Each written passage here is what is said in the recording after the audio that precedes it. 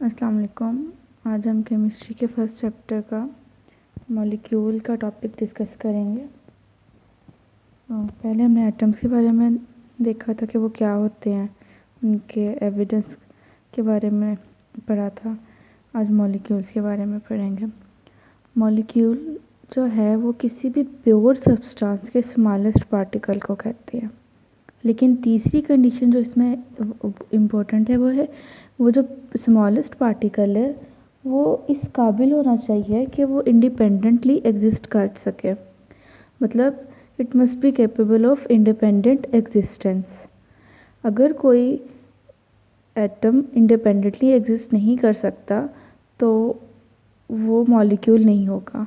लेकिन अगर कोई एटम सिर्फ एटॉमिक फॉर्म में ही इंडिपेंडेंटली भी एग्जिस्ट कर सके तो उस एटम को ही हम मॉलिक्यूल भी कह सकते हैं। आगे जहाँ पर मोनोएटॉमिक की एग्जांपल दी हुई है हीलियम की, वो हीलियम जो है वो जो हीलियम एलिमेंट है उसका एटम भी हीलियम ही है और उसका मॉलिक्यूल भी हीलियम ही है। तो यहाँ पर क्योंकि यहाँ पर हीलियम इसलिए मॉलिक्यूल है क्योंकि वो इंडिपेंडेंटली एग्जिस्ट कर सकता है। उसे दूसरे हीलियम के साथ जॉइन करने की, उसके साथ बॉन्ड बनाने की ज़रूरत नहीं है। लेकिन अगर हम कुछ और एलिमेंट्स की बात करें, फॉर एग्ज़ाम्पल हाइड्रोजन की बात करते हैं, तो हाइड्रोजन सिर्फ H की फॉर्म में एग्जिस्ट नहीं कर सकता। अगर हम लोग यहाँ पर सिर्फ हाइड्रोजन लिखें और यहाँ पर हाइड्रोजन का ये एटम तो है लेकिन ये हाइड्रोजन का मॉलिक्यूल नहीं है, क्योंकि हाइड्रोजन सिर्फ H की फॉर्म में एग्जिस्ट, एक सिंगल एटम एग्जिस्ट नहीं कर सकता, बल्कि ये बहुत ही अनस्टेबल होगा और ये दूसरे हाइड्रोजन के साथ बॉन्ड बना लेगा। तो ये H2 की फॉर्म में एग्जिस्ट करता है, ठीक है। लेकिन जो हीलियम है ये एटम भी है और ये मॉलिक्यूल भी है क्योंकि ये इंडिपेंडेंट एग्जिस्ट कर सकता है। तो यहाँ पर और कुछ एग्जांपल्स भी हैं, जैसे अगर प्योर सब्सटेंस की एग्जांपल हमारे पास वाटर है H2O, ठीक है। तो अब यहाँ पर अगर हमारे पास पानी का एक ग्लास पड़ा है,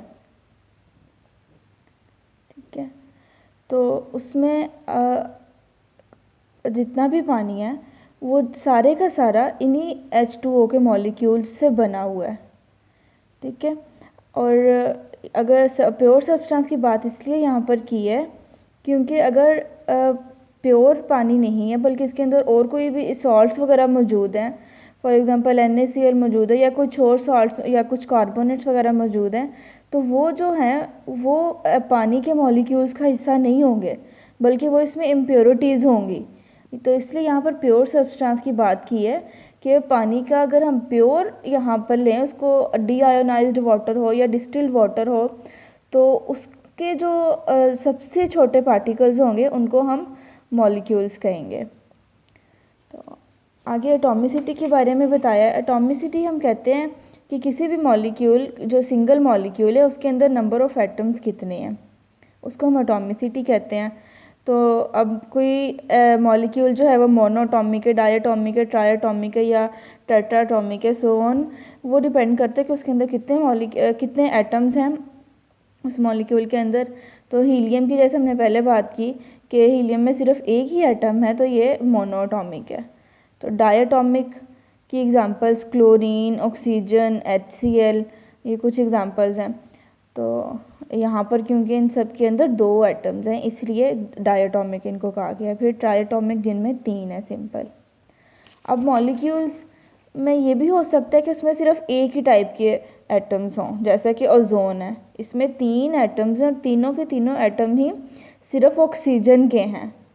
on the other hand HCl की अगर हम बात करें तो इसमें 2 एटम्स हैं, एक हाइड्रोजन का है और एक क्लोरीन का है, तो ये डिफरेंट एटम्स हैं, ठीक है। तो दोनों टाइप के मॉलिक्यूल्स एग्जिस्ट करते हैं। ऐसे मॉलिक्यूल्स भी एग्जिस्ट करते हैं जिनमें सेम टाइप के एटम्स हों। कुछ एग्जांपल जो बुक में दिए हैं वो क्लोरीन, ओजोन, फॉस्फोरस, सल्फ़र, ठीक है। तो ये सल्फ़र के एक ही तरह के एटम्स जो हैं, सल्फ़र के मॉलिक्यूल में 8 एटम्स मिलकर ये मॉलिक्यूल बनता है। इसी तरह से फॉस्फोरस है, ऑक्सीजन एंड क्लोरीन। तो यहाँ पर डिफरेंट टाइप की भी कुछ एग्जांपल्स हैं जिसमें ammonia, hydrochloric acid, sulphuric acid, ठीक है। तो इस तरह से यहाँ पर 4 एग्जांपल्स दी हुई हैं बुक में। तो अब मॉलिक्यूल्स की साइज़ के बारे में, तो साइज़ अगर तो एक से ज़्यादा एटम्स एक मॉलिक्यूल के अंदर मौजूद है तो डेफिनेटली इसका साइज़ ग्रेटर देन एटम्स होगा, एटम की निस्बत तो इसका साइज़ बड़ा होगा अगर इसमें एक से ज़्यादा एटम्स मौजूद हैं। अगर एक मॉलिक्यूल जो है वो डायटॉमिक है या तो फिर उससे हायर एटॉमिसिटी है उसकी, तो फिर डेफिनेटली एक सिंगल एटम से उसका साइज़ ज़्यादा होगा। तो यहाँ पर कुछ मॉलिक्यूल्स ऐसे भी हैं जिनको हम मैक्रो मॉलिक्यूल्स कहते हैं। तो मैक्रो का मतलब होता है लार्ज, मैक्रो मॉलिक्यूल्स मतलब लार्ज मॉलिक्यूल्स।